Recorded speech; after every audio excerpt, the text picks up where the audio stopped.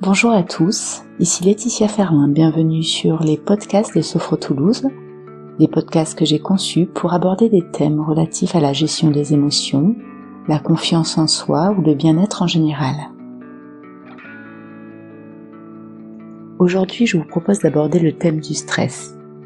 Comment le comprendre autrement et surtout comment mieux le gérer au quotidien.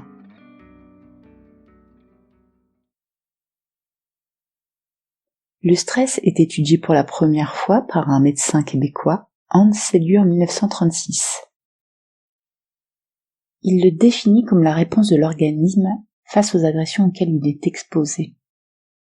Selon l'OMS, le stress apparaît chez une personne dont les ressources et les stratégies de gestion personnelle sont tout simplement dépassées par les exigences qui lui sont posées.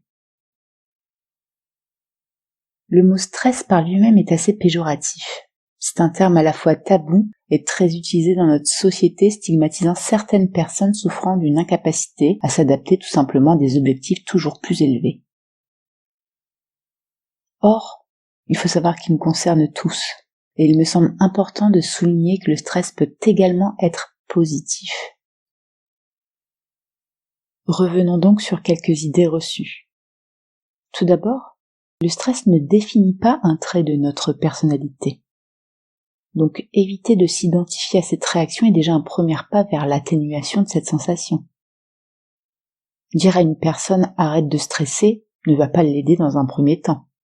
Et cette affirmation pourrait être formulée autrement avec davantage de bienveillance. Par exemple, « que puis-je faire pour t'aider ?» serait plus efficace. Puis le stress a une fonction de protection vis-à-vis de nous-mêmes, tout comme la peur. Il constitue un moyen de communication de notre corps par rapport à notre environnement et ce que les autres attendent de nous. Il nous pousse à l'action quand cela devient nécessaire. Il nous apprend à poser des limites pour ne pas devenir l'esclave des exigences de notre entourage familial, notre entourage professionnel ou même amical d'ailleurs. Il peut donc nous permettre de rééquilibrer notre vie face aux multiples sollicitations de la société en général. Comme s'il était le garant de notre part d'humanité, nous interdisant de ne servir que les intérêts d'autrui et nous permettre de nous recentrer un peu plus sur nos propres besoins.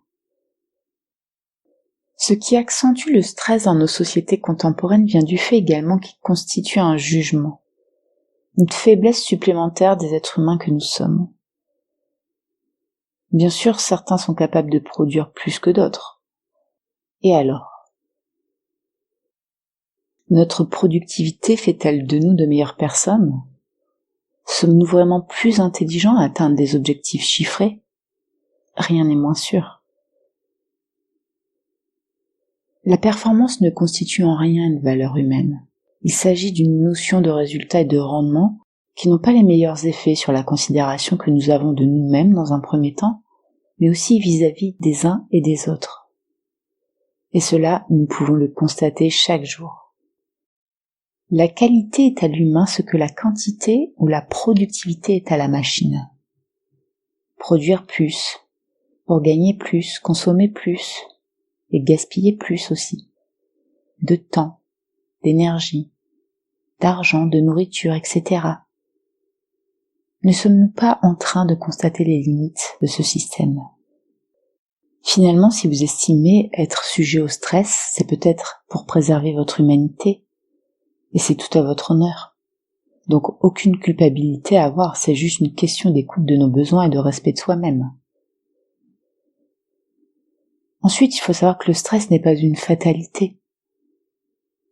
C'est juste une information physiologique qui peut être gérée facilement grâce à la pratique d'un sport par exemple, le mouvement du corps étant souvent le meilleur remède qui soit.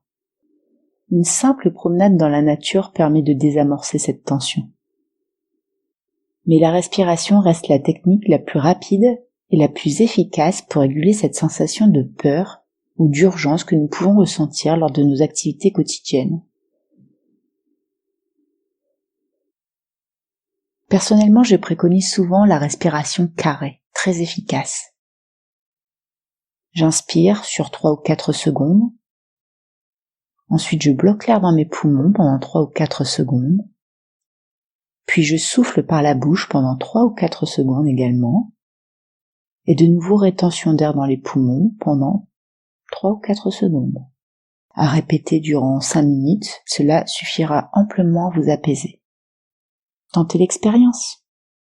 Pour le stress comme pour la gestion de n'importe quelle autre émotion d'ailleurs, la compréhension et la bienveillance vis-à-vis de soi-même ainsi qu'une intention positive est indispensable.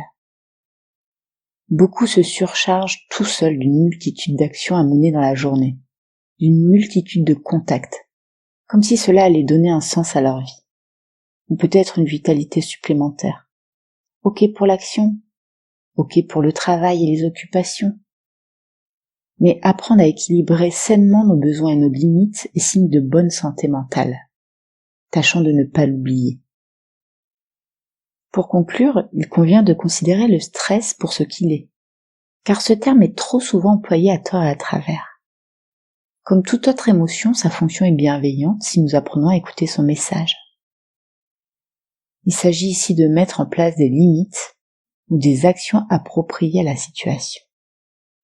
Cependant, il existe des formes de stress plus importantes, comme le stress post-traumatique, ou lorsque le stress est devenu si important qu'il est devenu pathologique, chronique. Dans cette situation, il est indispensable pour la santé mentale de se faire aider par un professionnel de santé, bien évidemment. Une simple respiration ne sera pas toujours suffisante. Ayez la conviction que le stress se gère, si, au lieu de lutter contre, nous apprenions à l'apprivoiser.